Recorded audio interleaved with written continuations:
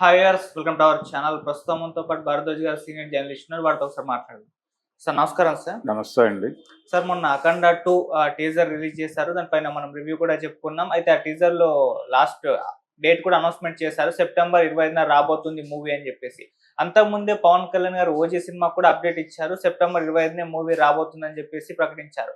ఇప్పుడు ఒక డిబేట్ అయితే సోషల్ మీడియాలో స్టార్ట్ అయిపోయింది. బాలకృష్ణ గారు వర్సెస్ పవన్ కళ్యాణ్ గారు అని చెప్పేసి. మరి సెప్టెంబర్ 25న బాక్స్ ఆఫీస్ వద్ద వీళ్ళిద్దరు పోరు ఏ విధంగా ఉండబోతుందంటారు సార్? అంటే 2 సినిమాలు కాదు, ఇంకా 2 సినిమాలు వచ్చినా సంతృప్తిగా ఫీల్ అయ్యేటువంటి పరిస్థితుల్లో ప్రపంచం ఉంది.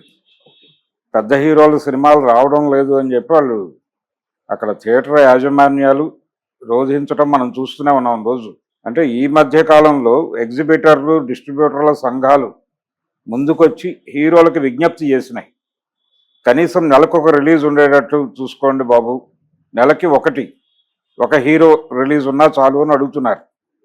ఇటువంటి కండిషన్లో 2 హీరోల సినిమాలు ఒకే రోజు రిలీజ్ అయితే సెలబ్రేషనే.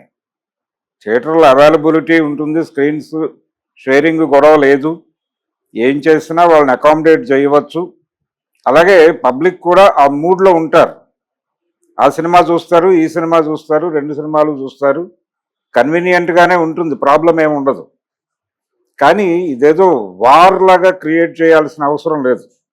పవన్ కళ్యాణ్ వర్సెస్ బాలకృష్ణ అనేటువంటి యుద్ధ వాతావరణం ఏదో ఉంటుంది అనుకోవాల్సిన అవసరం లేదు. బాగున్న సినిమా ఎడ్జ్ తీసుకుంటుంది.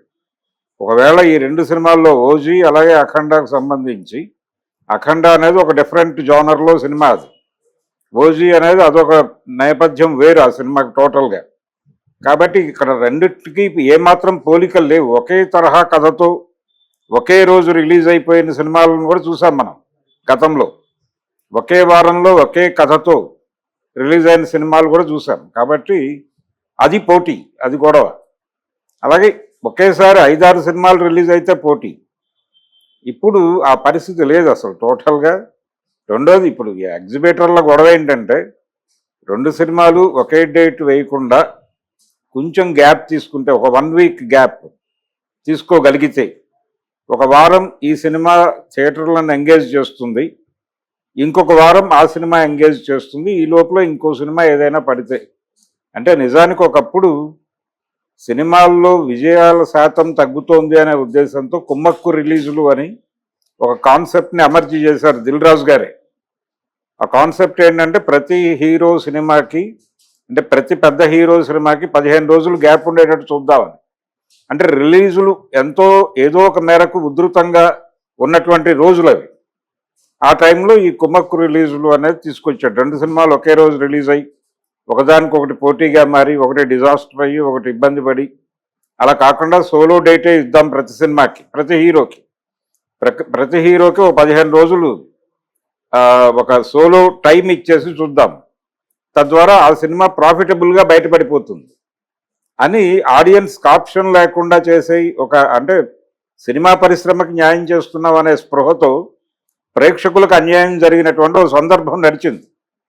ఇప్పుడు పరిస్థితి ఏంటంటే, ఇప్పుడు పోటీ కాదు, పాడు కాదు, కుమ్మక్కు రిలీజుల అవసరం వచ్చింది ఇప్పుడు ఎగ్జిబిటర్లకి.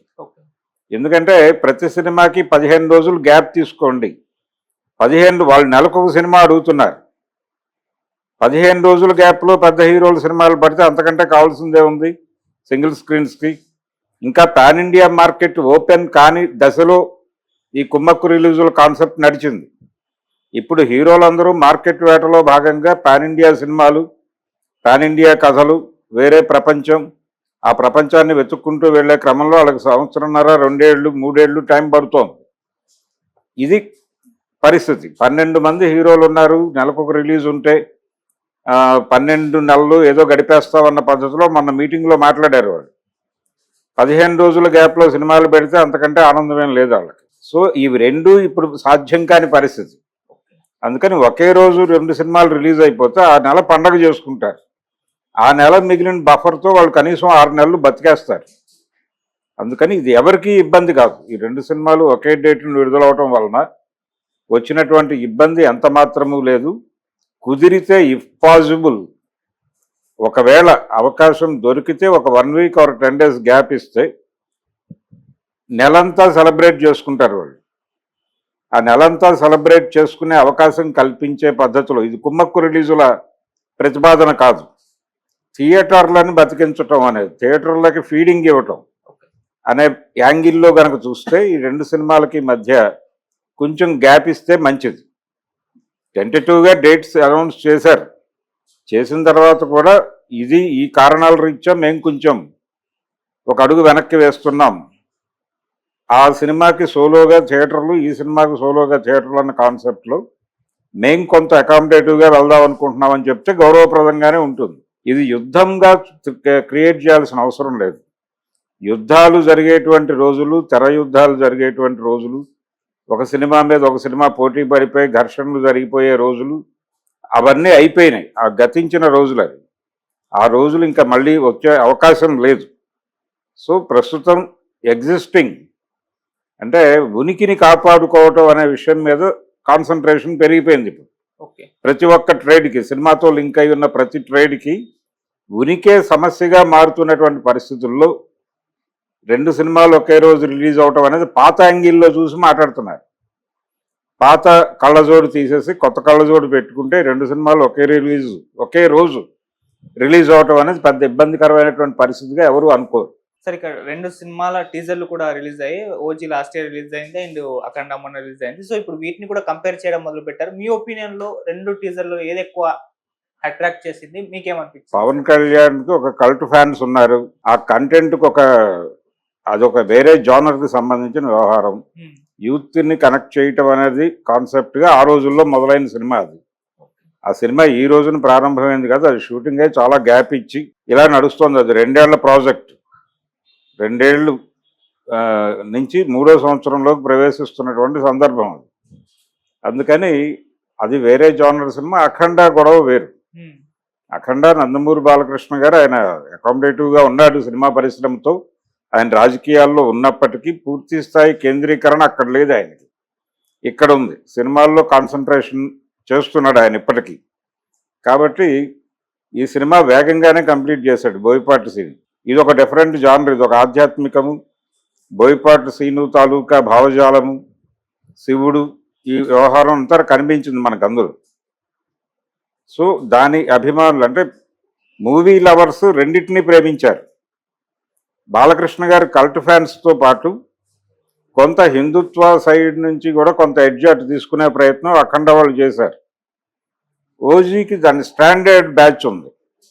పవన్ కళ్యాణ్ కల్ట్ ఫ్యాన్స్తో పాటు యాడ్ అయినటువంటి పొలిటికల్ ఏరియాలో కొంత యాడ్ అయినటువంటి ఆడియన్స్ కూడా ఉంటారు దానికి అంతవరకే. కానీ కంపారిటివ్గా అఖండ మీద ఎక్స్పెక్టేషన్స్ ఉన్నాయి. అలాగే దానికి సంబంధించినటువంటి ఒక ప్రచారం జరుగుతుంది. దానికి నెగిటివ్ అయినా పాజిటివ్ అయినా హెవీగానే ఉంటుంది.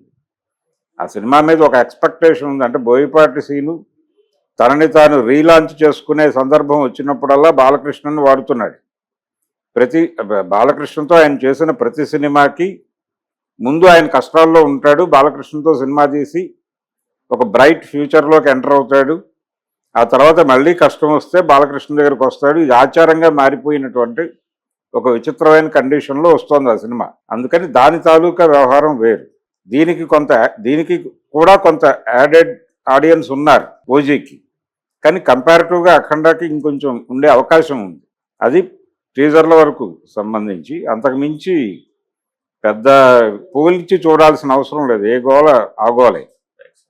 ఓజీ వ్యవహారమే, అఖండ వ్యవహారమే. అయితే నిజానికి పవన్ కళ్యాణ్తో ఈ తరహా కంటెంట్ కనుక ఎవరన్నా ప్లాన్ చేయగలిగితే ప్రస్తుతం ఆయన ఉన్నటువంటి మైండ్ సెట్లో సనాతన ధర్మం అనేటువంటి ఒక నినాదం ఏదైతే ఆయన తరచూ మాట్లాడుతున్నాడో దాదాపు ఆ నినాదానికి అనుకూలమైనటువంటి సినిమా ఇది అఖండ అనేది.